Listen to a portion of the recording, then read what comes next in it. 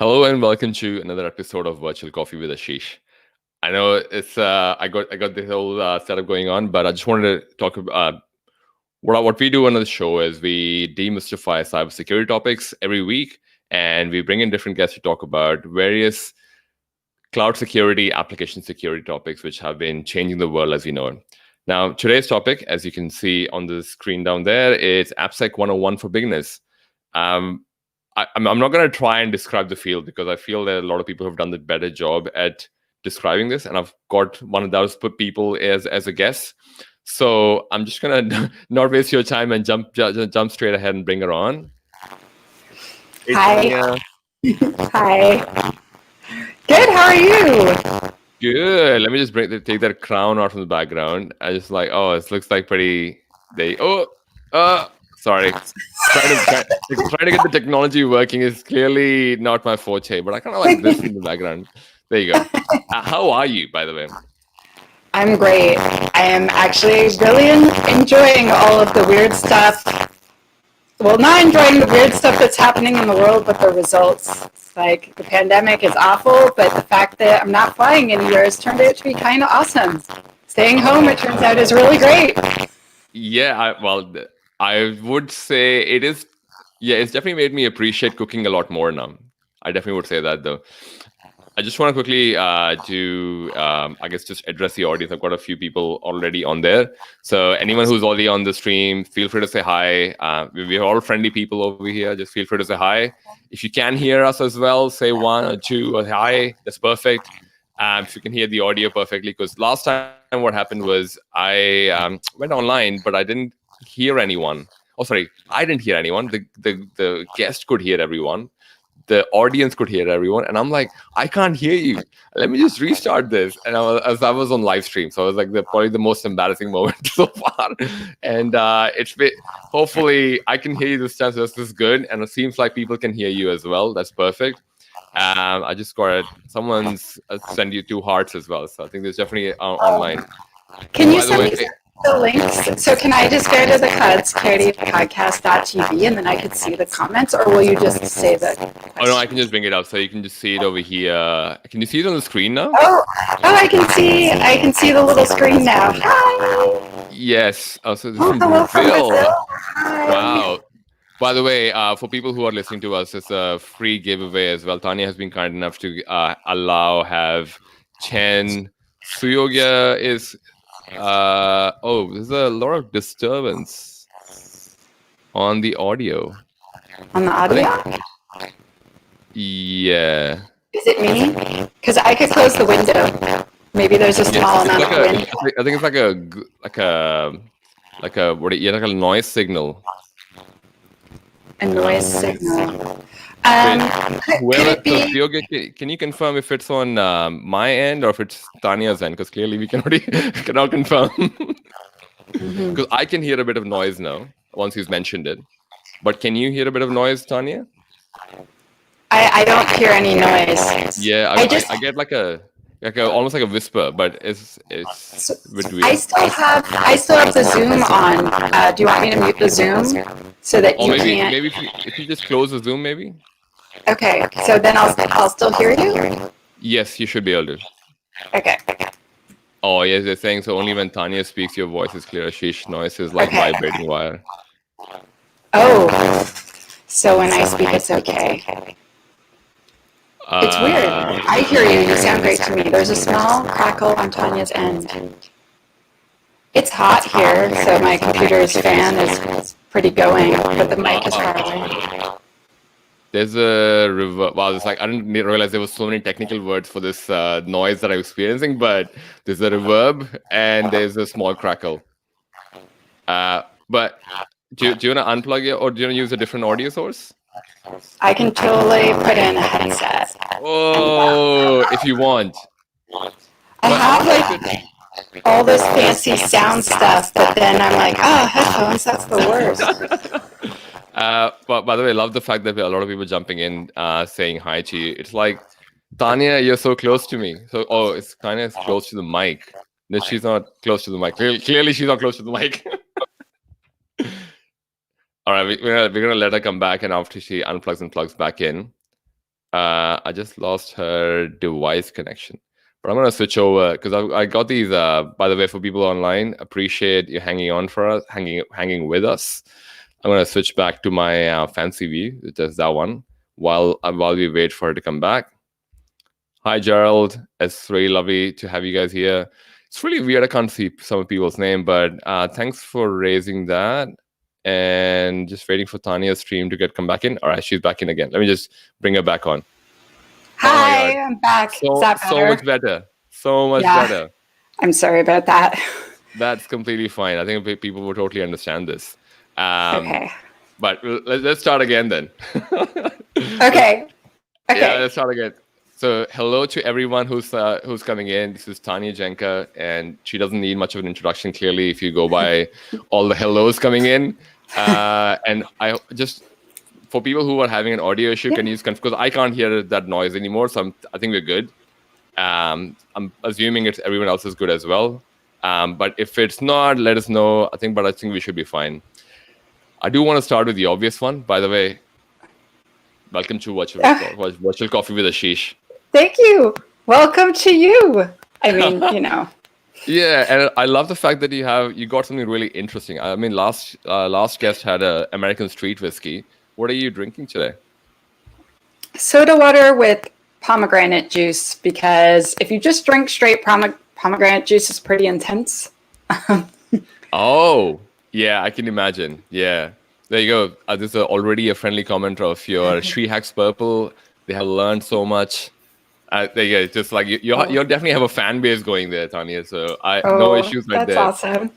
I loved Melbourne. It was awesome. Oh my gosh, it was so fun. And I got to go to Sydney last year too, and Kangaroo Island. It was amazing. There you go. Yeah, and we were. I'm glad you got to do it while you still could. I mean, thanks to pandemic, I don't think anyone's traveling anywhere. Also, Suyog is also perfect. So I think we're definitely live now. Cool. And thanks for bringing in a drink as well. I did want to talk about the drink, but I'm going to reserve that for another day, because that's how do I reduce the strength of a pomegranate juice? But I'm going to start with the obvious question. What was your part? I know I've heard this a few times, but for people who may not have heard you in my audience, who, I guess, give a bit of background about who's Tanya Janca.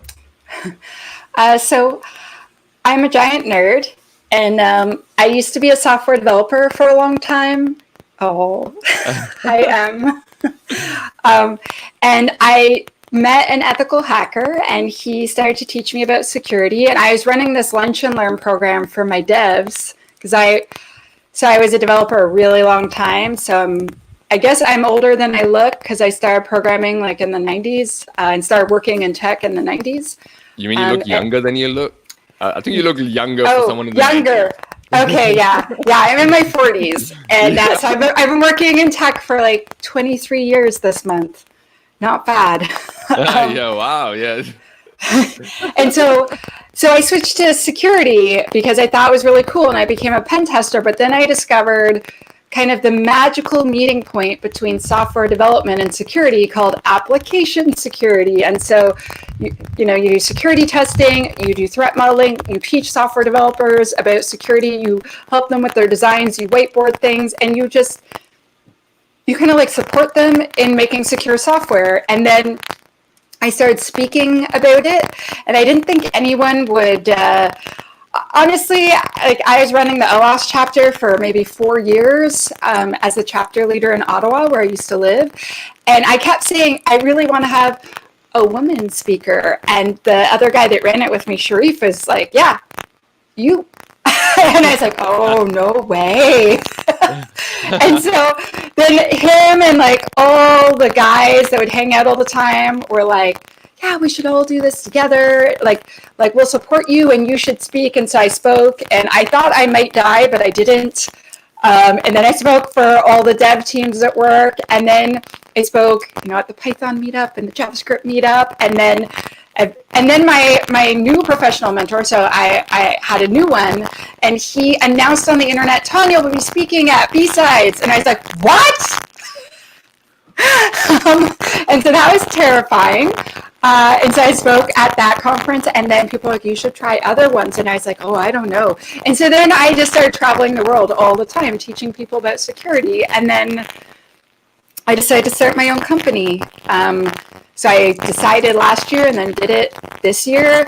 And my plan was to travel around and teach everyone about security, but we know that that did not work out. Oh. So I am now teaching people on the internet all about how to create secure software. And so I released our first course. We have 3 more courses coming in the next couple weeks. And I made an online kind of membership community, which we're porting onto like a much bigger place because we have more and more people, and we want to make it so everyone can talk to each other. Right. And I want to make it so like if you take a class, then you get some membership time so that you can like talk with your classmates and make sure, you know, because sometimes they want to talk to each other and they don't want to ask me, if that makes sense. It's and sometimes you want to have support or friends, and also it's a great way to recruit people. Yeah, that's true as well. So, I'm sorry, just to, I think the crackling is back again, but just a tiny bit. Yeah, weirdly enough, at least it's back for me, so I'm not sure if it's back for anyone else, but I can hear you. It's like 80% there. Oh, it's gone now, whatever that was. Oh, so maybe that was my headset. I'm so sorry. I don't know. Maybe it's my hair. I have a lot of hair. That's all right. As long as people, I mean, because I can hear you. There's a bit of there, just so I would appreciate people just to give. Oh, there you go. Well, I think it's when you speak. When you move, that's when it comes up. It's so weird because the microphone, it's not this microphone. It's like a fancy microphone that's in front of me, and it was not cheap, so it should not sound like that. That is weird. We just bought like this fancy wireless mic, and like the video guy was like, you should be wearing the $300 mic. And I don't want to walk around in my apartment wearing like this wireless mic. Like I feel so weird, if that makes sense. And he's like, no, it sounds amazing. It's like butter melting. It's so good. I'm like, this is why I'm in charge of the AppSec and he's in charge of the sound. Static over here.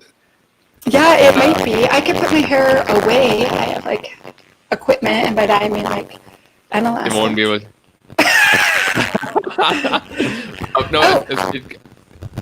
There's a question. There's a question. By the way, before you answer the question, for people who are listening in, 10 1-month subscriptions are going out today. Tanya's going to decide on which 10 if she wants to, but. Oh well, this question wins. Oh, there you go. This question, Congrats, Emra. You're the first winner already. How is professional life post-transition from Microsoft to SheHacksPurple?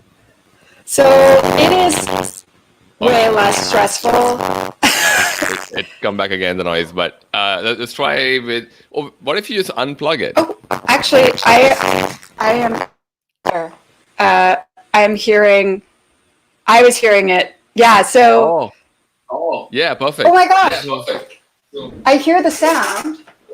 Somewhere else. Yes, I feel like I'm in your house. I can't believe it, but I think that it was crickets.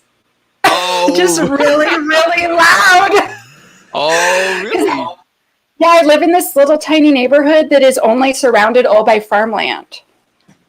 And so there's like a lot of nature that happens at us. Like sometimes there's just deer walking around and it's like very nature. Oh, yeah. There you go. Who would have so thought? I thought it was the hair. Well, you know what? Technically, people, right? It's somewhere close to me. It's somewhere right here. I just can't figure out what it is. It's between me and the keyboard. That's what that's kind of what a lot of people think. But I'm glad we got that sorted there, and the crickets are gone. Happy for you to answer with start with the first question. How is professional life post transition from Microsoft to SheHacksPurple? Okay, so. When I was working for Microsoft, it was really exciting and I learned a lot of stuff really fast, but it was also stressful to learn so much and travel so much. I visited 6 continents last year. I visited Asia 3 times, Australia twice, South America, Africa, and then just like zigzag North America. And although that was ridiculously exciting, it was also stressful. And so a lot of people don't know that because like they see my newer videos, but I put on like 40 pounds working for Microsoft. And so then I went from being a stick figure to being regular woman sized because I've always been so skinny. Yeah. And so then quitting. Yeah, so quitting, I just dropped 10 pounds instantaneously. I didn't do anything. And then now I've turned my property into a farm. So I've been like, just like living a much healthier lifestyle. So I have like a lot of like muscle definition now that had disappeared. So like I would play sports and I play drums in a band and all of this before. And so then I stopped doing that and was just like living on an airplane and then eating food that I wouldn't normally eat because of traveling. And I don't mean the super awesome food once I arrive in the amazing country I'm visiting. I mean, all the ridiculously crappy food that you eat while you're actually in transit. So like traveling to Africa took 2 full days to get there. And you know what they feed you on airplanes? Garbage that looks like food. Like it's not good. It's like, it's really awful. I imagine, no. Yeah. Also, so it has been good, I guess, mentally and physically for you then, leaving. Oh yeah, I'm way less stressed. Oh my gosh, like I had so much fun and it was like really exciting at Microsoft, but also just like overwhelming. And I'm really bad at saying no, so I would say yes to like everything. But now I've hired a business manager, and he says no. He's like, no, Tanya's not doing that. I'm like, are you sure? He's like, no, you're not, because I don't want you working 95 hours this week. So the answer is no. I'm like, okay. So like I hired 2 people to say no for me, and it's amazing. So I'm still like doing a lot. Like this year, I'm writing my first book, and it's coming out in October. And we just recorded one more course to release on SheHacksPurple.dev, and we have a big announcement. Can I say the big announcement? Well, do you want to start now, or do you want to wait till the end? So this is a bit. Well, I'm happy to share it now if you want. We are changing the name of our company. What? So right now we're SheHacksPurple, but in the next few days we are becoming We Hack Purple. And we're releasing like a new styles of course where it's kind of easier to consume, shorter, smaller bursts. We are in the fall going to be opening this brand new community space. And yeah, we have like so much in store, and we're starting our own podcast. So there you go. Every Thursdays, a live stream plus a podcast release and video release, because now I have someone that does video full time. Yeah, definitely the $300 mic would be worth it. Yeah. Oh, well, that's one of many mics that we've bought. So like we have now like converted a room into like a full-time studio, and like just, yeah, like all sorts of things have happened. So I'm hiring students and teaching them all the cool tricks and stuff. Awesome. And like, yeah, I think we have a lot of people who are students as well in the crowd. So, and some people may be getting introduced to introduce you to you for the first time. So for them, I know it's just, I doubt people don't know you, but it's like we have like 7 billion people, 8 billion people around the world or whatever. So yeah. I'm sure we can have new ones getting born every day. So, and you and I are of a certain age that will definitely have younger people around us. I was gonna ask in terms of because it's a cloud security podcast as well. So what is cloud security for you? Like, what does that mean for you? So I believe that there's kind of 2 ways to look at cloud, and one you can do lift and shift. And so cloud is someone else's data center. It is someone else managing all sorts of things for you, so you don't have to. So you get to take some of the load off. And so you can just take your old stuff from your current data center and then just mash it into the cloud if you want to. And you will end up with stuff that is going to stay up longer because you have people supporting that, and it will be slightly more secure because they have some things that they just secure for you. However, I think that's a waste of money. I feel that you should take advantage of all the super cool stuff that the cloud has to offer, even if it's just adding like some extra protections. So for instance, if you have a web app and it is on, a virtual machine, you can just port your virtual machine directly in. But you could also install, like if you're in Azure, for instance, because I used to work for Microsoft, so that is the cloud I am the most familiar with. And what you could do is you could how to explain. So like you could install an agent for Security Center and then have it monitor it for you, right? Like I think it's really obvious you should do that, but not everyone does. You better believe it. That most of the customers don't check that dashboard. Like I show it off to people all the time because I have a lot of clients and they're like, oh yeah, we kind of poked around in this. I'm like, this is amazing. And they give it to you for free. Like there's a paid version, but the free version is absolutely amazing. And like, why would you not turn that on? So I feel that cloud security, like cloud native security, is about taking advantage of all the super cool things that you can do in the cloud that it's not an option on-prem. So you could buy a whole bunch of different tools so that you would be able to do it on-prem, but like things just out of the box in the cloud that are just already there. Like turn all of the stuff on because you're paying for it anyway. Yep. By the way, the cricket is back again, by the way. Just letting you know. I'm so sorry. That's all right. I can't hear it now. I don't know what's going on. It's so weird because I literally was just on a call like an hour before you, and apparently I sounded great with the same setup. I think we can make. We should be able to make it work. So the cricket just comes sit next to the mic. Is that what she's with the? No. Like I don't hear the cricket sound anymore. Right. Weirdly enough, I'm gonna. Because I closed the window, so it's not inside; it's outside. So that crackling thing is still there, and it's only when you speak as well. But I'm fine with it. I think people are fine with it as well. But I'm happy to push forward. I'm sorry, everyone. We'll work through this. The next question that I have for AppSec 101, obviously, what is application security for you?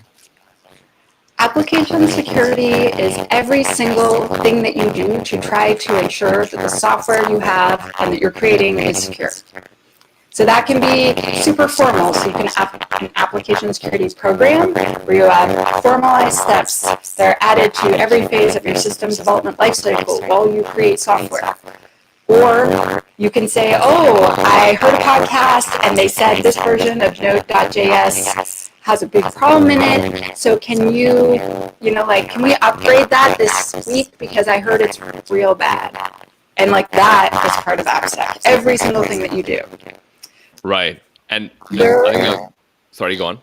There's a question, but yeah, I was gonna say, which is kind of a good segue into the question from Eric Toyle from, I hope I pronounced it correctly, from Brazil. Have you already done research here in South America, especially in Brazil? I guess you can do the question as well. I'm just reading it out so that people who would listen to the podcast can understand what the question is. Have you already done research here in South America, especially in Brazil, in order to discover what are the main pain points companies here will suffer to employ AppSec properly? If not, what do you think it's worth exploring more with developers to drive a good AppSec mindset with them? So I have not done research specifically in Brazil, so I don't have any clients that are in Brazil. I've worked mostly with Australian, American, Canadian, and British and Swiss clients, but I'm open.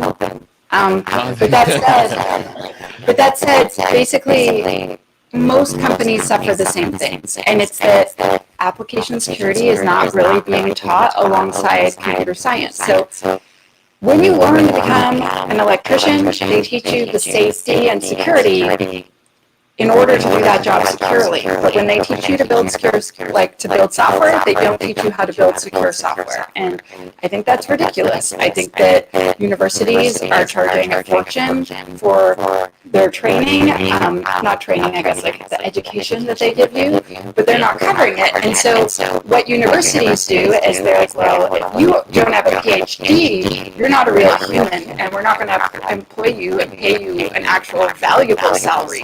We're going to call you adjunct, and we think we can pay you basically minimum wage, even less. I got offered $4,500 to work for 4 months, 2 evenings per week, like 3-hour course lectures, twice per week for 16 weeks. And I had to build all the content and all the slides myself. I had to mark all the papers and assignments myself, then do the exam and mark all of that myself. And they're going to give me $4,500. So that is around like 5,200 Australian dollars, and that is around like 3,500 Canadian or American dollars. So I was like, per week? and they're like, for the semester, and I was like, I'm like, I don't mean dude, is this a fucking joke? And the guy is like, I'm like, did you know that SANS instructors get paid, if you're a certified SANS instructor, you get paid $10,000 a week. American, that's like 14,000 Canadian. And the guy was like, and I'm like, and building the content too? Oh, do you think you'll own? And they're like, oh, we would own it after. And I'm like, you understand? I think you're hilarious. Sorry to stop you, Tanya, but I think the noise is just getting louder and louder. It was. I'm really sorry. Like I don't know what's going on here. When you speak, there's like a robot that speaks the same thing as you do straight after you. Okay, so second. I'm just gonna see if I can like plug directly into the computer. Oh my gosh, why is this cable like 100 meters long? Okay, and where does it okay. Sorry, usually I don't have to. I'm not sure if it helps to just, I guess, do the good old jump out and jump back in again, but because I think it goes away for sure. Yeah. Okay. I'll just refresh. So while she's coming back, I'm just gonna go through some of these questions. By the way, for people who are, there she is.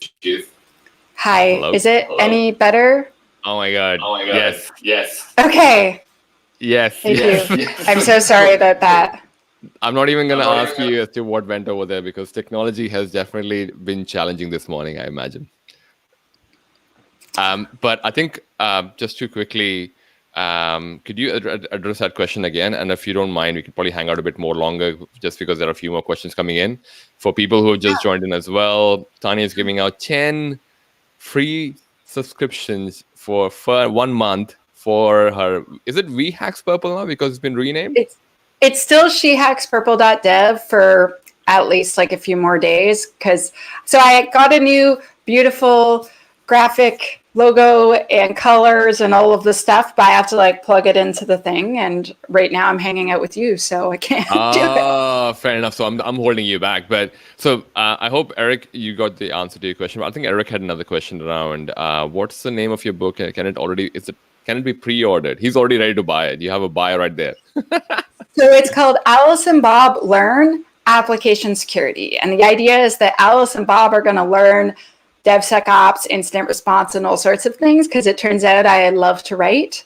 And so you can't pre-order it yet because we still haven't picked a cover. Because we're having because usually, so this textbook, so it's from Wiley Books. Right. And so I've written the whole book and I'm just doing little edits now.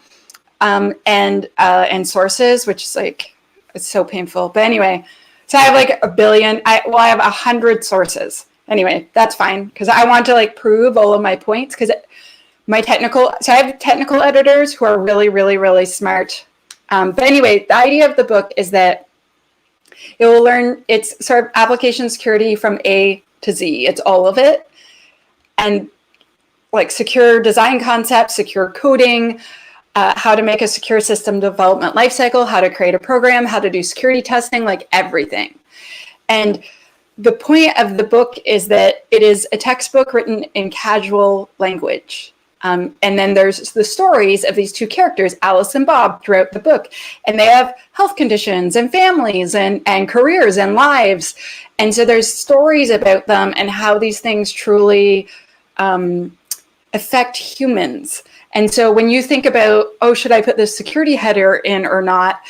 I'm hoping that when people read, Bob had this happen to him, blah, blah, blah, and it really sucked. Or Alice did this and she was so glad she had a password manager or whatever it is that happened.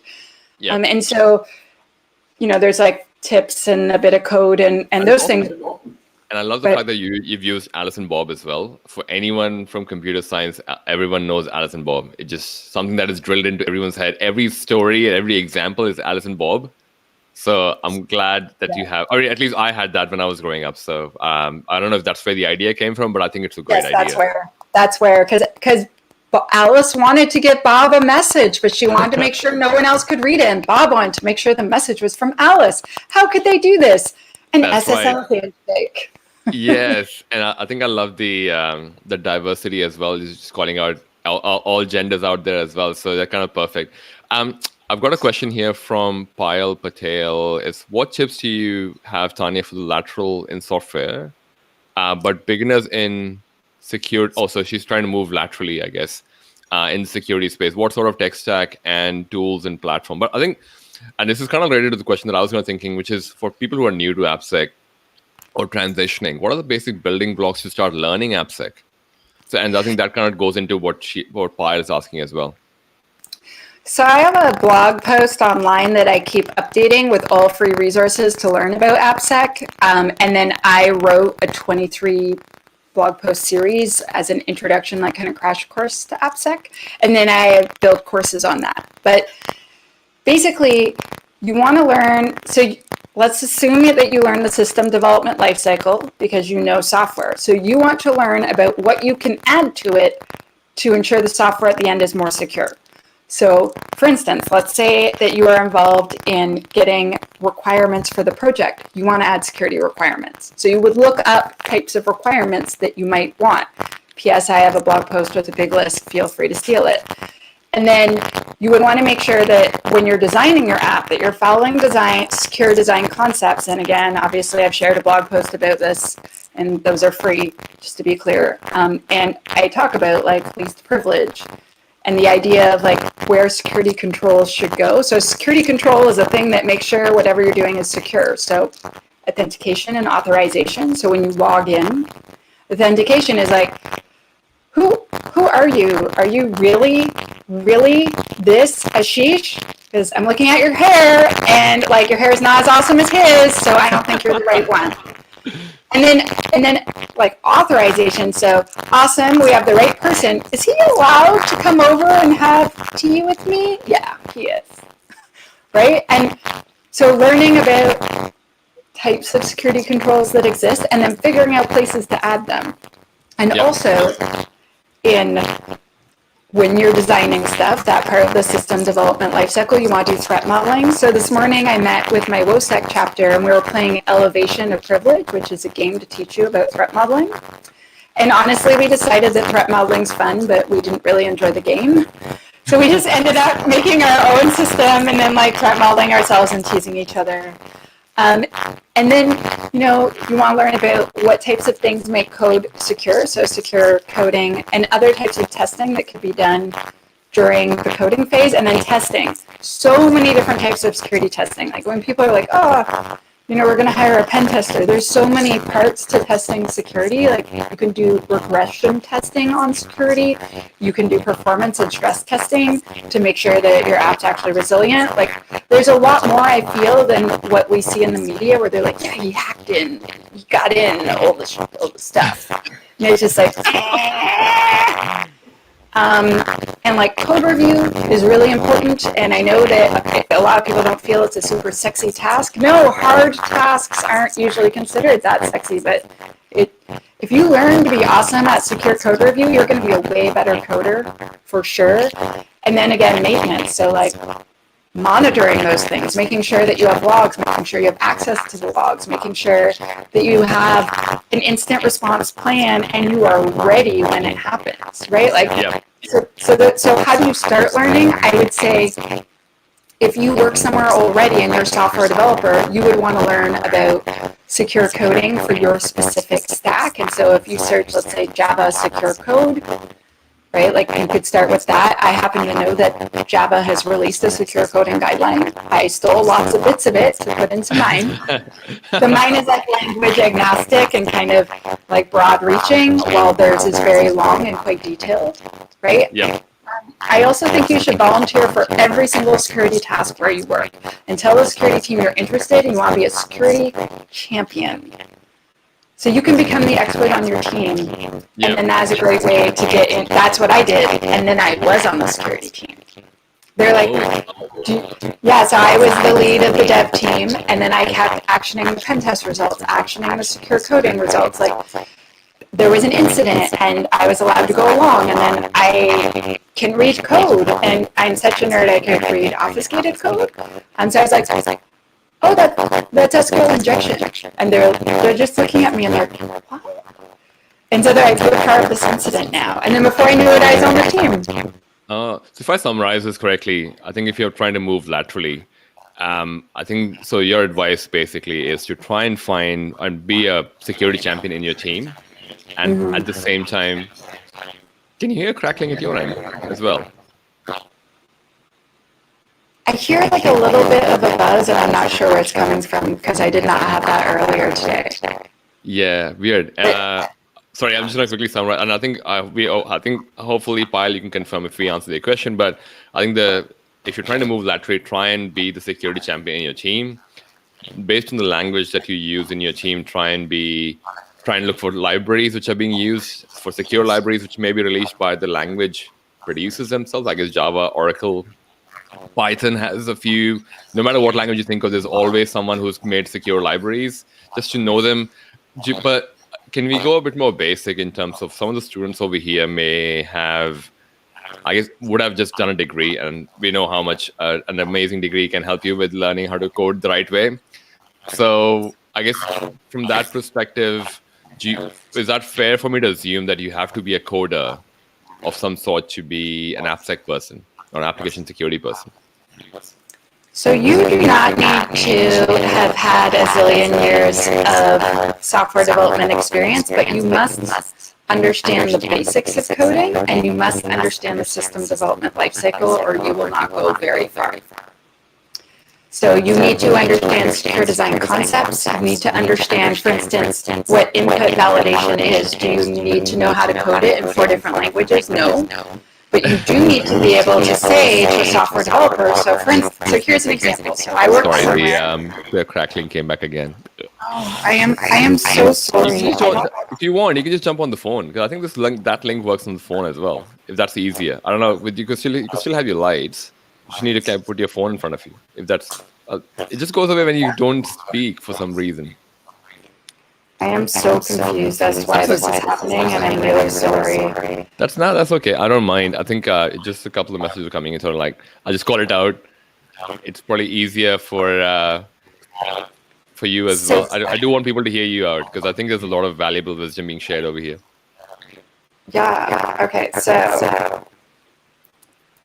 oops. I'm looking for the email from you. There we go.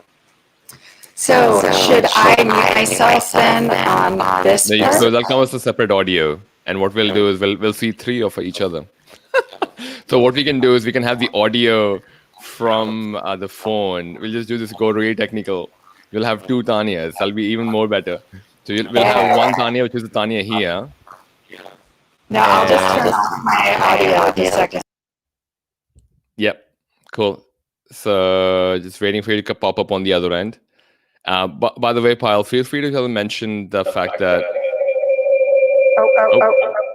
Just a second. There we go. Perfect. So now audio is perfect. Awesome. Sorry. I'm so sorry about that. I'm going to mute you on the other end. So now I would only hear on your phone. Perfect. So we finally figured it out. Yeah. Could have just started with this earlier. I was going to ask, so I'm just hoping, I think, Pyle, the answer to your question. The only thing I was going to add to this was, I think, to your point about finding a language and being a bit of a programmer before, would you say some of the blogs that you've covered, it's a great introduction into application security? It's a great introduction into what the building blocks would be. But I guess there is a big part to be played by the students to go down and I guess find out what language is being used in the organization.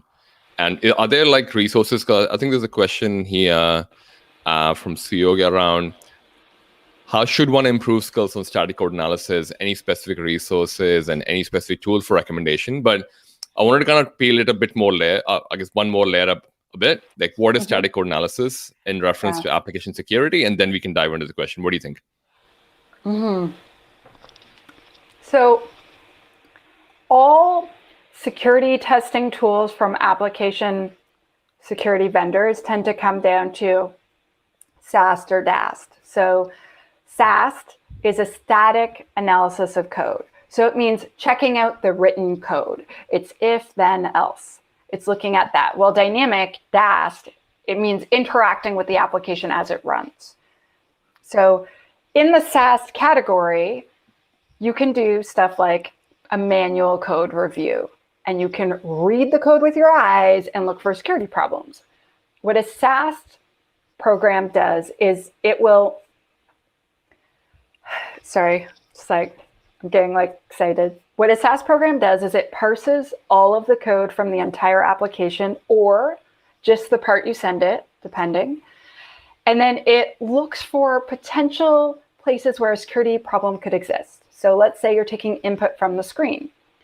It will look, are you using this input immediately, or are you doing some sort of validation on it? And if you're not, it'll alert you, that looks bad. You should validate that you're getting what you're expecting or reject it if it's bad. And then it will look, oh, you're outputting something to the screen. Oh, is there some output encoding there to make sure that, if there was something malicious in what you're outputting, it can't do anything? Oh, I'm going to report that. But then it goes layers and layers and layers deeper than that. It can do many layers of recursion. It could go from function to function to function to function and basically see things that human beings usually miss. That said, SAST tools are pointing you to potential problems. It is not answers. It's hints. So it's around, there's a very large percentage of false positives in the results that you will get. And it's not that it's false positives, it's that we think there's something here, here, and here, go look. Yep. And when you look at the results like that, you'll do better. So how can you improve your skills? Do it.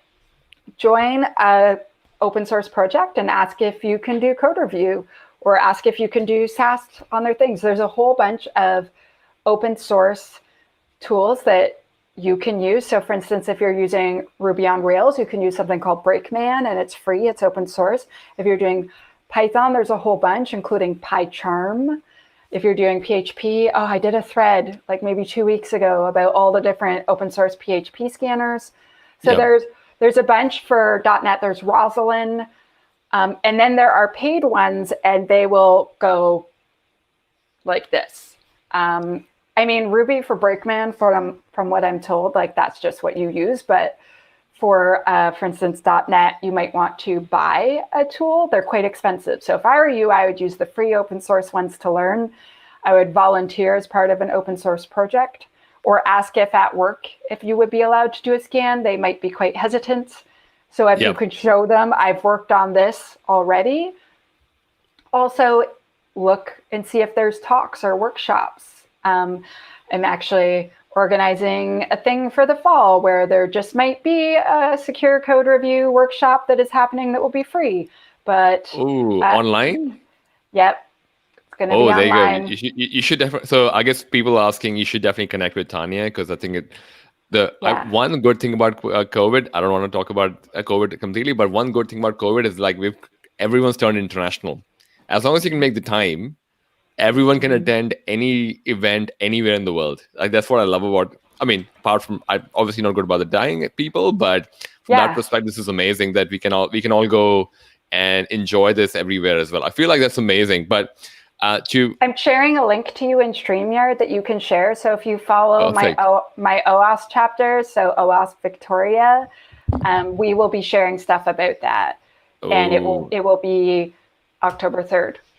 Sure. So, and it's being shared across the multiple internet world. So people know this now. Just moving on to the next question over here, and it's a great point that you mentioned application security. We had touched upon DevSecOps earlier as well. Yeah. And I kind of want to bring it back home for these people in terms of, because it's AppSec 101. What is a CI/CD pipeline? And what does application security have to do with CI/CD pipeline? And does that mean DevSecOps? Okay, so let's start at the beginning. So DevSecOps is the security component of DevOps.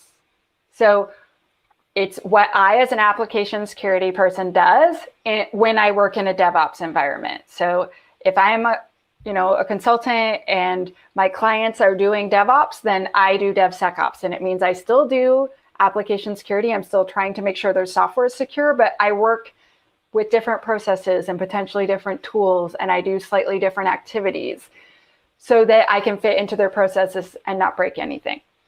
And so a CI/CD pipeline, in very, very short definition, is it is software that you cram your code into, it does some automated tests, and then it releases your code for you. So let's get into that more. But basically, it is a thing that deploys your code for you. So CI stands for continuous integration. So what we used to do a zillion years ago is we would code separately. We would code all these separate things, and then we would have to do integration testing, and we would mash it all together. And that was always hard. So if you have a software developer that's working over here and another one over here for 6 weeks, and they haven't tested their stuff together, when they go to put it together, it's going to suck. Because one of them's like, I was expecting a date field, and the other one's like, but I sent you a string. And then boom, right? So we started doing trunk-based development. And so that means checking your stuff back into the main branch over and over and over again. So that you check, so you make sure it compiles, but what continuous integration is making sure it works together. So continually integrating your code. And that means using a tool. While continuous delivery means using this tool to release your code from place to place to place. And so it's the automation of using a tool to make sure this integration is working all the time and adding all sorts of tests, including security tests, to make sure that it's good quality. Because let's say we both have a date field and we mash the code together and it compiles. That does not mean it works, right? So the integration testing is automated in this pipeline, and it says, okay, so they both have a date field in the same place where the stuff clicks together. Good. Now, is it going back and forth and actually working? Does the app start? Does it do the basic things? Great. Now, can it handle it when I punch it in the face? That's when I get in there. And so you add security tests and checks. You add quality tests, and security is a part of quality. And you do this. And then continuous deployment. So there's continuous delivery and continuous integration. And then CD stands for continuous deployment and continuous delivery. And so continuous deployment means that you have so many tests and you are so sure of the quality that you allow it to go out into the final environment, which is the production environment, without any manual interruption. So usually you do a whole bunch of things, like going through test. And then at some point, a human presses the button to go out to production.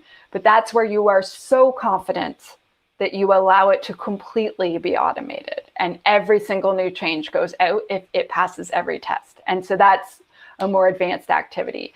And so DevSecOps is us weaving security into those parts to make sure it's appropriate, but it is also knowing when we should not put a security test in the pipeline because it's too slow, or because the results, for instance, like we talked about with SAST, if you scan an entire code base, there will be false positives, right? So let's not put that in the pipeline because we want to enable them to go fast, but we will put it outside the pipeline, and maybe we'll just check the little tiny bit of code that they checked in. And so it's about not breaking their processes, not stopping their speed, but ensuring that they are creating secure software reliably.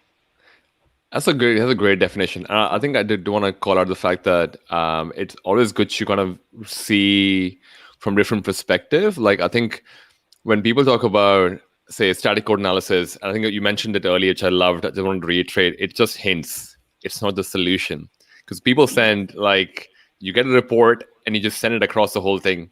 Go fix it. And you're like, but most of them is just false positives. So I'm glad you mentioned that thing. But taking that like a level up, we spoke about DevSecOps, CI/CD pipeline, but obviously there's like a program of work that need to be done before you can do any of this as well, right? And I think what I'm hinting towards is I just saw a question which I unfortunately missed earlier. How do you move on when something do not work with either building a company, partner company, building an AppSec program? How do you transition corporate world to entrepreneurship? And there's another one, from the last partnership you've had with the company to the present one. is sometimes we lose persistence, concentration, or learning from something. So I guess kind of like losing people who have the knowledge. And do you build an AppSec program? Thank you for that question, that engineer. I think that's engineer, but. So when I left Microsoft, a bunch of AppSec people and I were chatting about how hard it is to hire AppSec people. And we were joking that a white van would come up and someone would throw me in, and that's how you recruit AppSec professionals. The recruitment process is, are you okay to be tortured in a white van? No, they're very nice to you once they get you, but you can never leave. That is true, though. It is actually true, quite hard to find people who want to move in the AppSec space as well. Well, that's why I'm trying to create new AppSec engineers with my company. Yes. But how do I continue to have persistence? I feel like my middle name should be Resilience instead of Christine, because that is, I can't stop. I don't know how to explain it, but like I always need to have goals. If I don't have goals and things I'm aiming for, I feel really rudderless and I get really frustrated. I have a lot of energy. So sometimes people will talk about how many spoons people have. I don't know if you've heard of spoon theory, but the idea is like you start the day with like 20 spoons worth of energy, and then certain things cost a whole bunch of spoons. Like if you have an argument with your spouse, it might cost you like 10 out of your 20 spoons for the day. And then, you get on the bus and it's really crowded and really sweaty and it's awful. And so then you end up using like 2 spoons on that activity. And then partway through the day, you like run out and you're just totally exhausted and tired. So I have like 500 spoons per day. That's why the muscle tone that you mentioned about earlier, you've been working out. No, but not just physical energy, but I mean, like, I have the ability to work for like 12 hours straight. I have the ability to like work in my farm for 2 hours, and then like I'll give 3 talks in the same day. I have so much more energy than the average person, and I have to burn that energy off or I can't sleep and I can't be a patient, happy person. So like I'll go running, or I'll build things with power tools, or like, so I have this energy I have to burn off. So when I give talks, I am expending a whole bunch of energy, and it's awesome because I need to get rid of, that's why I used to play like hardcore music and like punk music. Like I'd be drumming and screaming and I'm like, yeah, this is great. Because I'm like exploding with energy. And I know some people kind of go up and kind of go down, but I just tend to go up, up, up, up, up, up, up, up, up, up, up. And that's amazing. So it's great. It's really great. It's great to have a lot of energy. I had no idea that I could find the limit of that. When I worked at Microsoft, I found my limit a bunch of times where I was like, oh, okay, so. That is interesting. So to your point, and I think it's amazing that you have so much energy, because for people who have met you and spend time with you in person, they all know you're like a ball of fire walking around as well, for lack of better comparison. I do wanted to kind of point out something which made me realize some people might not even know what an AppSec program is. And it kind of goes back into the maturity level conversation as well. We spoke about the building blocks on how to become an AppSec person.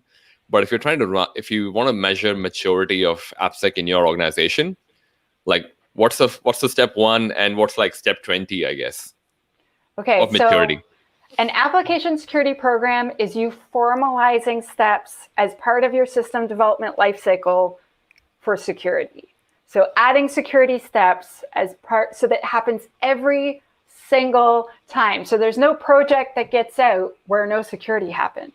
And it needs to be the same steps, and slowly you add more steps. So my very first AppSec program that I started, it was like, I wish I could show you the sticker, but basically it was like this giant dumpster that was on fire. It was so bad. And so I asked, so I showed them with money, with metrics, how much money I could save them. And they said yes. And so I have a whole bunch of developers who have never really had to deal with security before. Or if they did, like there would be like an external pen tester that would come in, they would give them pen test results, and then that was it. And that was their entire effort towards securing their software. So I made it a secure coding guideline. And quite frankly, now that I know a lot more, that guideline sucked. I'm so much better at communicating. It was like 25 pages long. That's way too long. A bunch of parts were vague and didn't make as much sense because I didn't understand it as well as I do now. So now when I make a guideline, it's like, okay, here are the 14 commandments we're going to start with. And then here is a link on the wiki of the code of how to do each one, right? So I gave them a secure coding guideline that I know was not very good, but it was the best I knew how to do at the time. And then I gave them all OWASP Zap and taught them and gave them a safe place to do security testing. And I said, just run the automated attack scan, that's it. And if your app is internal and has non-sensitive data, fix this. If it's external, you have to fix at least this. And if there's sensitive data in it, you also have to fix this stuff. And then when it comes to me, I will attack it for real because I don't have time to do all of that. And so if it gets to me and then I run my tools and I find crap that I know Zap would have found, I will make fun of you at your desk. And since I was their peer, because I'd been on the dev team, they're like, no teasing. And so whenever something got to me and then it would be in good security shape, I would run over to their desk and high five them so that everyone could see they knew it was the security team approving their app. Oh, wow. Yeah. That's a good way to show positive reinforcement as well. Yep. And so then I told them, like, if you don't know how to fix something, you tell me and I'll come help you fix it. Whatever it is, I don't care. And so that was the beginning of our AppSec program, was secure code guidelines and this type of security test. And then Tanya will try to do a pen test on it if she has time. And I only had 4 months to develop that and train. So I trained every single software developer how to use Zap. We got a sandbox going. No one broke anything. So like no one used Zap for evil. Like they'd been afraid they would. And I was like, dude, software developers, if they wanted you to be in trouble, if they wanted to wreck things, they could. They're all hackers, just no one told them yet. And so that was my first AppSec program. And then since then, now, like, oh my gosh, I know so much more. So I usually start with, the very first thing I would do now that I know more is I would do inventory. And every new app, I would just run a quick DAST scan on it. So dynamic application security testing scan. So like OWASP, Zap, Burp Suite, Acunetics, White Source Software. There's just like this long list, right? Yeah. And then I would try to make a complete list. So an inventory of all the apps. And I want to have on there, so all the different environments where I can find that app. I want to know its tech stack. So is it in Java? Java what? Spring Boot or Struts? Something else? I want to know who I should contact, like which dev team. And then I want links to it. I want to know where its code is stored. Then I would set up SCA, so software composition analysis, and just aim it at every code repository that I can get read access to. And with that, you can have a very decent picture of what your security posture looks like. So first of all, you're going to find a bunch of apps you didn't know you had. I have, like, in my community, I'm always like sharing how to do stuff. And so I have a thing about how to do inventory internal to your network, because you probably have a bunch of crap you don't know about. And then once you have this list and you've seen, okay, so these apps are totally on fire, these apps seems to be okay, then I want to issue guidance. And I want to start having certain processes.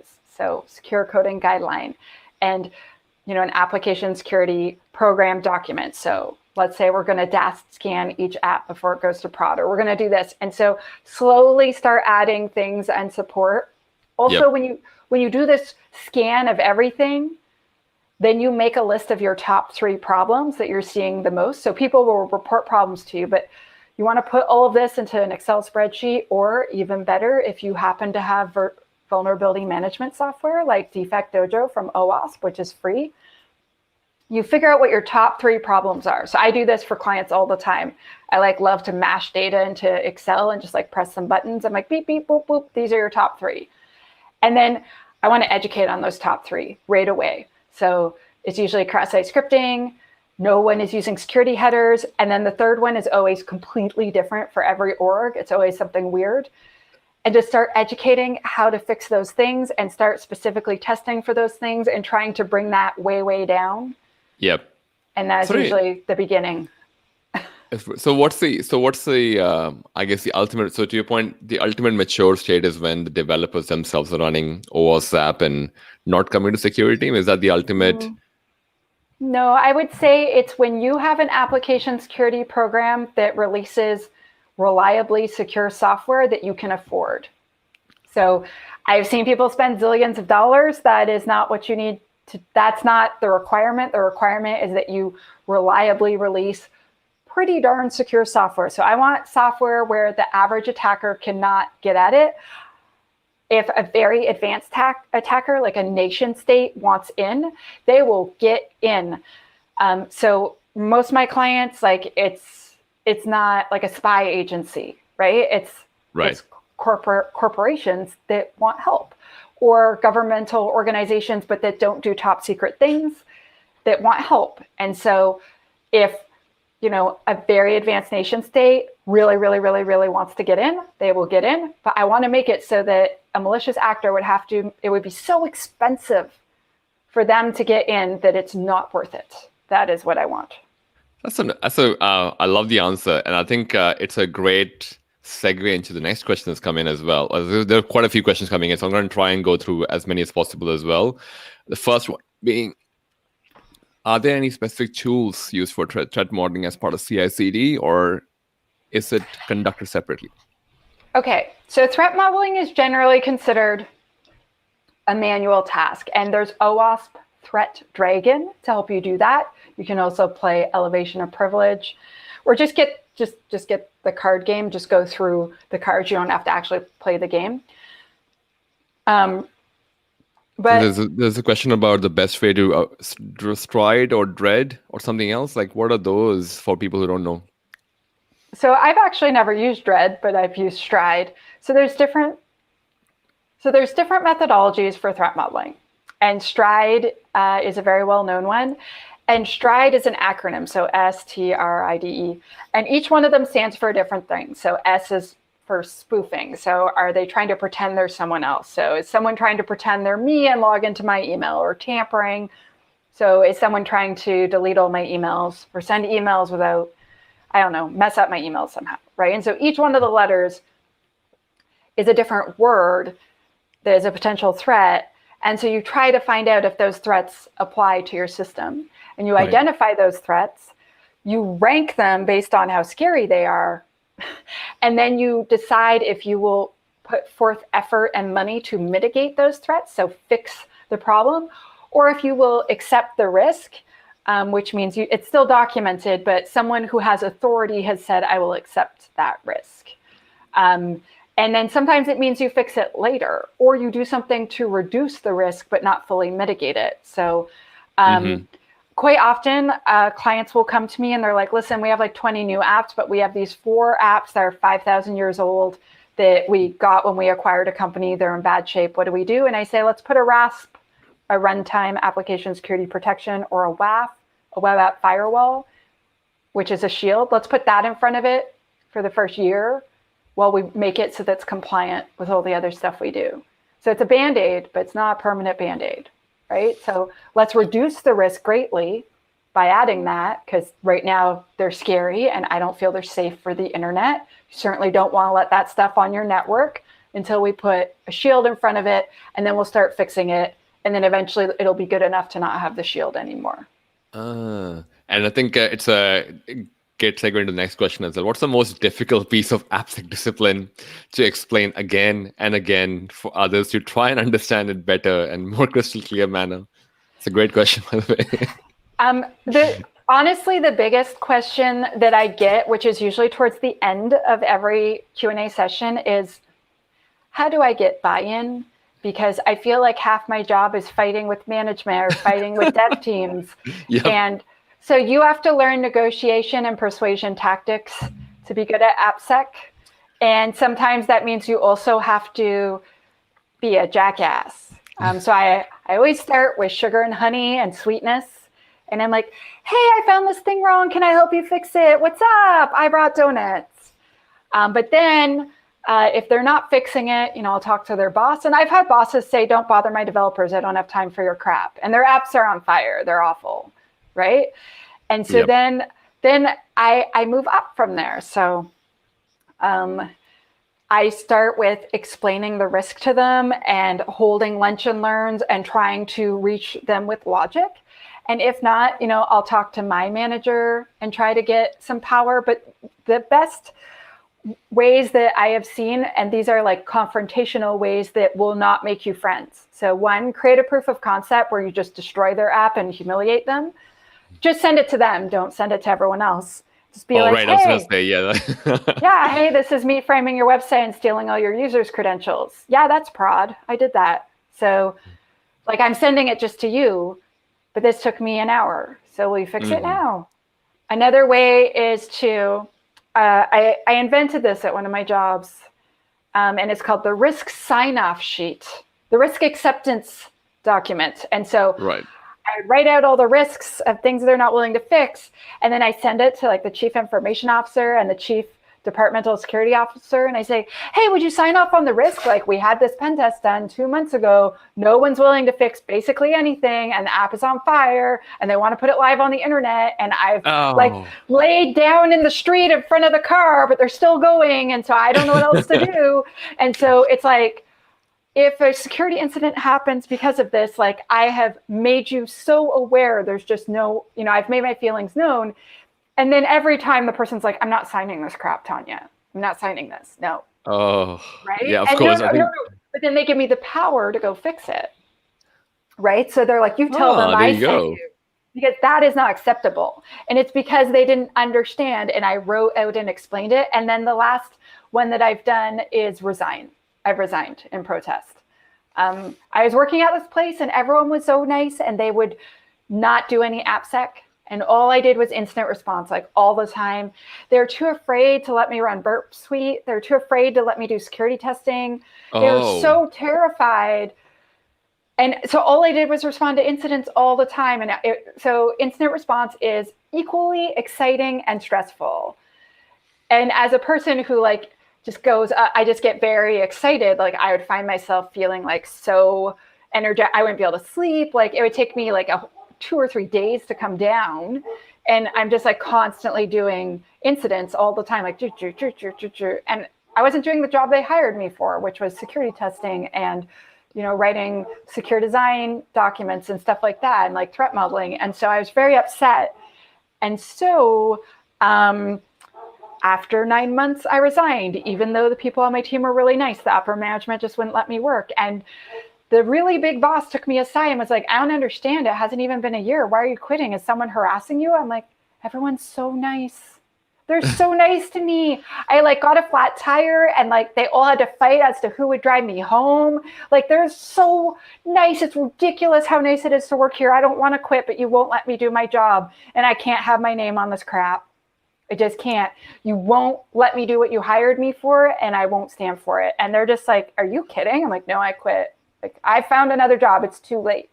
You just keep roadblocking me for 9 months. You won't let me have tools. I'm out. And they're like, so no one's harassing you, right? Like, no, everyone's lovely. I literally get hugs. This is the best work environment ever. I thought that was just a Canadian thing. Like helping people, saying yes, thank you, sorry. I thought it was a very Canadian thing, but sure, I guess workplace as well. Let's go with that. Yeah, no, they were just they're great. I really liked working there. There was an awesome bunch, but the upper management were just too fearful of change. There was another question that I wanted to do. Sure. One question that someone asked. So, how do you do threat modeling in CI/CD? Oh, sorry. Yes. How do you automate that? So you can't really automate it well, from what I know, but you can do this. So you can do 2 things. If you're going to release a new feature, manually threat model just that feature. If you're going to do a major new release of your app, threat model that. But when they're releasing little fixes and this and that, you don't need to threat model that. In your pipeline, so one of my clients thought of this, and he's a brilliant, amazing, genius guy. He's so awesome. And he's like, we can't automate threat modeling, so let's automate our reaction to a threat model. So we had this 5-question thing, and I can't tell you all the questions because of their personal stuff, but basically, is this app public facing or internal only? Does it contain classified information or not? Is it considered one of the 5 mission critical apps or not? And then 2 questions that are their business that I can't share.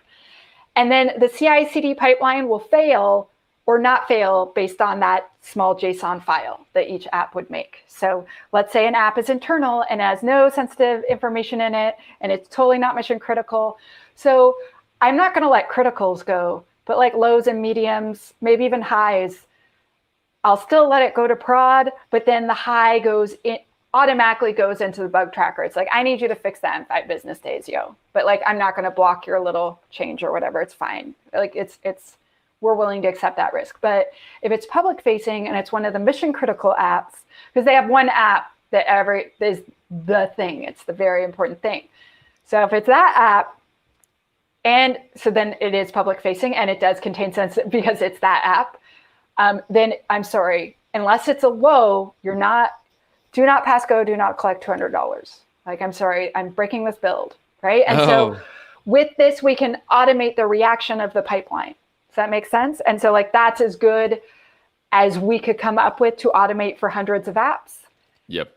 And there's a couple other ones where we still put them on the mission critical list, even though it's not the one, but they're still very important. And like, this is about like negotiating. So again, as an AppSec person, negotiating and persuading, this is you. And so we're also on the lookout though, for people filling out that JSON file and having it be a lie. So we are making it a policy that you must fill this out and how to fill it out. And so if someone puts, oh yeah, it's all public facing data, and then it's not true, there's going to be a discussion about that, right? So like, you put this file in and this is a lot, so you're the risk. So this is a security incident, and no, right? So yeah, I love the automation of threat modeling, because I think it's a very common question as well. But to your point, so I guess with AppSec programs and making a policy, sounds a lot like AppSec requires you to be a human psychology kind of person as well, so understand and drive and motivate people. So I feel it's a security thing in general. I feel am I getting that right? I feel like you have to have really good soft skills, or you will be an awful application security professional. And you have to have pretty good social skills. You have to have really, really good communication and persuasion and negotiation skills. You need to be able to have empathy. And I don't mean like feel sad when you see a sad puppy. What I mean is that you need to be able to say, okay, so these software developers are in this situation where whatever the thing is, right? Like, yep. Sometimes, even just like when I was a pen tester, I would always just go tell the teams early about my results. I'm like, listen, I found this and I want you to know now so that you can fix it before the end of the engagement. And then I can retest it for you. Like, then if you want, like, you're paying me, I'll drop it off the report, right? So you look really smart. Oh, Tanya's the worst pen tester. There's no highs. Yeah, because I got them to fix them all first, right? But this makes them look good to their bosses and makes them happy. And if they're the one paying me, they're the one I'm serving, right? Yeah, and to your point, because even if you maybe trying to transition into AppSec, you can already practice the skills already. Because to your point about being a security champion earlier, you can already start pointing this out and start working on your soft skills and persuasion, not tactics, but skills, I guess, as you're going through this convincing exercise within your team, which are people you know. These are not external people as well. These are people you know, you work with. So I think that's a great advice. I know I'm just conscious of the time as well. I've got one more question that I wanted to address over here. It's from Michael. Great guy, by the way. How do you merge InfraSec data into AppSec research, as in medium, low spec security apps might be more important knowing it's exposed in the infrastructure? So infrastructure, basically what I tell AppSec people is that if your app lives on insecure infrastructure and your app is bulletproof, but your infrastructure is wide open, you still have a big problem, and you still have egg on your face if your app gets hacked because of it. And so I generally try to work with the network security team to come up with processes that work for both of us, so that we can make sure, that their things are getting patched while our things are in line with their processes. So for instance, let's say you work in a DevOps environment. So I would want to have infrastructure scans I also would want to take all of that data. So I really like data. For a while, I had a job where I had to massage huge amounts of data, really weird data sets so that they could make sense. And I really liked it. And so I like to take the infrastructure data and the app data and put it together and talk about like what types of things you're seeing over and over again. So what types of patterns can we fix these patterns, right? Like if the app has a critical, but then the infrastructure has like 99 highs, which is the thing you fix first? Is it two separate teams fixing these? Or if it's DevOps, is it the same people, right? And so I definitely feel that it's a complete picture if you have both, if that makes sense. And you don't have a complete picture if you just have one. I know lots of organizations that they don't have any AppSec people, so they're just scanning with Nessus. And Nessus is an awesome tool to scan your infrastructure. It doesn't really do app scanning, right? That's not its job. It's awesome at its job. And so then you only have a partial picture. So I feel that you need to look at both and then have a constructive conversation about what you're going to fix first. I also think it's really important to look at both to see what types of patterns you're seeing and seek out the way to solve the patterns. So if you work somewhere and no one's ever patching, why? Because there's a reason. They're not like, I like having the software insecure. There's no infrastructure person that's like, screw security, I'm going to make this insecure on purpose, or I'm so lazy, I'm just going to need no patching. That's not what's happening. What's actually happening is they're in a situation where they have 25 different approvals they need to issue a patch, so it's slow. Or they missed this part because their tool doesn't scan into that subnet because there's a firewall or something and they didn't realize it. Or like there's like real reasons behind this, and it's almost never malicious intent, right? Oh, yep. So it's usually some sort of process that's broken. And so you want to figure out ways to improve the processes so that these patches are getting out and so that the software developers are able, like that they have the knowledge and the resources and the time and the processes so that they can release fast fixes. Because I have worked at places where I'm like, oh, these people are super smart. Oh my gosh, these processes are debilitating. No wonder this app is like kind of garbagey right now because they have both hands tied behind their back. Okay, so how can I help untie a hand? So this is a great way to look at it, and I think that's the I do want to put a hard stop because it seems like I need to bring you back again because questions still keep coming in. A few questions around container security, other stuff as well. But I'm conscious of your time as well. Yeah. I do want to move into the last section, which is the fun section, which I love. Okay. 3 questions. First one being, what do you spend most time on when you're not working on AppSec, cloud, or technology in general? I work on my urban farm. I've turned my property into a farm, and I am growing enough food that now we're starting to sell the food. Wow. Yeah. Like, so you're a Tanya AppSec person, founder, and a farmer. Yep. Wow. Yeah, we're actually thinking maybe like next season starting like a farming channel because we have basically like, it's like a house. So the front lawn and the back lawn yard we're turning into a farm. So we have a greenhouse we made. We're growing like some food vertically upwards and some vertically downwards, and then a whole bunch just like giant open sun, and how to do like irrigation to save water, how to like composting all your food and all of that stuff so that you can create delicious food at home. So I am eating food that sometimes was picked 5 minutes ago for dinner, and that's pretty cool. So jealous of you. I only get the fertilized food from supermarkets. I'm not going to go into that. It's a very different topic. What is something that you're proud of but is not on your social media?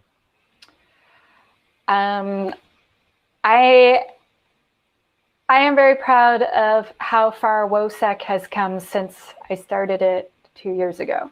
So Women of Security, my friend Donna and I started the first chapter, and then we added Chloe Mestagi, and then things just exploded. And then now we just had our first board of directors election. Wow. Yeah, and we are now doing the legal steps to become a nonprofit. And we have multiple amazing. sponsors.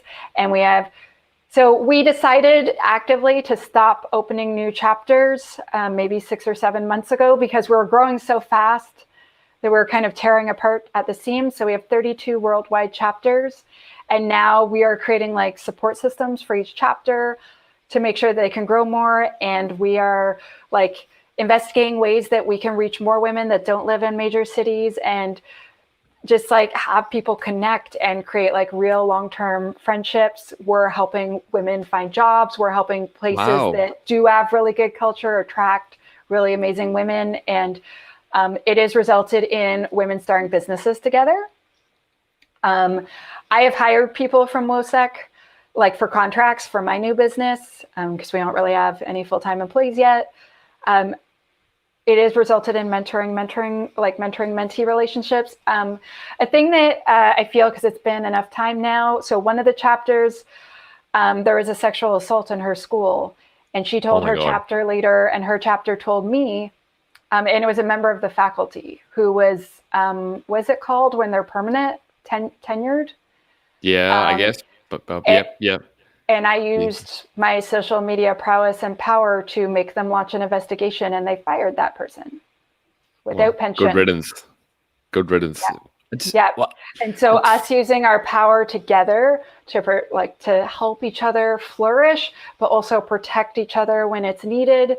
And so having like more senior women be able to like, teach or open doors for more junior women, and having more junior women have like, a whole bunch of women that they can trust that will help them. And it's been so unbelievably rewarding. And just like, all the leaders around the world for these, I admire them. They're amazing. And I feel like they're like, oh, you're amazing. Cause I'm like, no, it's you. Like, you don't even understand. I think I've met a few ladies as well. And I think it's an amazing group. And congratulations. I didn't know that, but it's amazing. I think it's an awesome effort that you guys are putting together. Although I do want to say ladies, because it's like I feel like guys is such a very I'm trying to. It's funny. I'm trying to unlearn what I've learned. Even things like no man's land. I'm like, who the hell made like a man's land? Anyway, I think, but you don't unless you start registering it. You're like, oh, there's a lot of conversation we have in general English, which is very man-centric, but at the same time, and that's why I truly appreciate the work that you're doing, because I think we definitely need a lot more, I guess, other genders as well in security, not just men. I don't think it's a fair, but because the language itself is very different. It's funny when the Black Lives Matter conversation came up. One of the things that came up was around the GitHub branches being master and slave, master and feature branches. It was never called that before GitHub. It was always the main branch. And then the children branches or the leaves or whatever. It was never called that. And then GitHub added it. And I'm like, oh. Yeah. And now you look back at actually, there's a lot of things that we do subconsciously. Yeah. It's a whole different topic. I'm not going to get into that. I actually changed the language in my book because there's a product called, application waitlisting, but there's negative connotations between waitlist and blacklist, and that's not really what you do. It's really approved or blocked. It has nothing to do with colors, and it actually has to do. Yeah, so Microsoft has named their product application security control tooling, and then Carbon Black changed the name of their software from waitlisting software to application control software. So I was like, I'm going to change my book. So I had to go through every single part. It's being published. And hopefully the publisher was all right with that. Oh no, they were like, yes. They're awesome. Totally on board for that, because we don't realize how our language can imply things that we didn't commit to, and it's like not that much effort to just not be a dick. Yeah, it's not really that hard if you really try to just do the bare minimum things as well. I do want to call out the fact that, right? Yes, I've got one more question. What is your favorite cuisine or restaurant that you can share? Well, I'm assuming it's from your farm, but I'll just let you say what yours is. So you asked this last time, and I said Thai food because I can't create Thai food like Thai restaurants can. But I have a brand new dish that is now my favorite dish. So I have zucchini Mageddon happening right now on my farm. So I planted too many zucchini plants. So like I literally harvested like 6 today, and I harvested like 5 yesterday. And there's a whole bunch where I'm like, please stay on the vine, I'm not ready. And I have so many squash, and so like literally like 5 grocery bags full of stuff, and I only took some of the things. So it's like out of hand. And so God. So I can't digest gluten very well. So I don't usually eat it. And so I find gluten-free noodles are usually like not very, the texture is not that great. So I learned how to make zucchini noodle lasagna. So I've not had lasagna in over a decade because gluten. Gluten, obviously, right? yep. And like the gluten-free, it's just like, and so, oh my gosh, it's so good. I actually made the whole thing again like a few days later, and it was so amazing. And it used up 2 gigantic zucchinis both times. So I was like, yes. And so I have like all these amazing frozen dishes. So one's like a cream zucchini lasagna with like chicken in it, and then the other one has like ground beef and like a tomato sauce, and it's just like, oh my gosh, so good. So I've always like not really liked pasta very much the past couple years because gluten-free pastas aren't the same. But now I'm like, maybe I could be into pasta again. I think COVID has definitely made MasterChef out of a lot of people. So I'm not doubting that. Like I think I've been like my wife and I've been cooking quite a bit as well. So I totally get where you're coming from. I think we've made a lot of different dishes as well. But I did want to call it out that I think it's been amazing. I just wanted to call it. Thank you so much for sharing all that. And I do appreciate the fact that you've given out. I'm going to reach out to all these people who have asked these questions and get them the promo code. So, or worst case scenario, I'll let them ask them to reach out to you so they can get a bit more one-on-one if they want you to have that conversation as well. Like, because I think we couldn't get to answer all the questions, so maybe they can reach out to you as well. But I think it's amazing. I do appreciate the time you have spent on this. I think a lot of people learned a lot of things from this. We went from like application security beginning basics, building blocks, to building AppSec programs when we're resigning from companies because we didn't like so I love the spectrum we covered, and I'm pretty sure other people did as well. So I do appreciate the time as well. I can't wait to bring you back again and find out what else you do with your farm after this. I know. It's so much. Yeah. Thank you so much for having me. Thank you. And I'll see everyone next week with a new episode. Thanks so much for coming. Bye.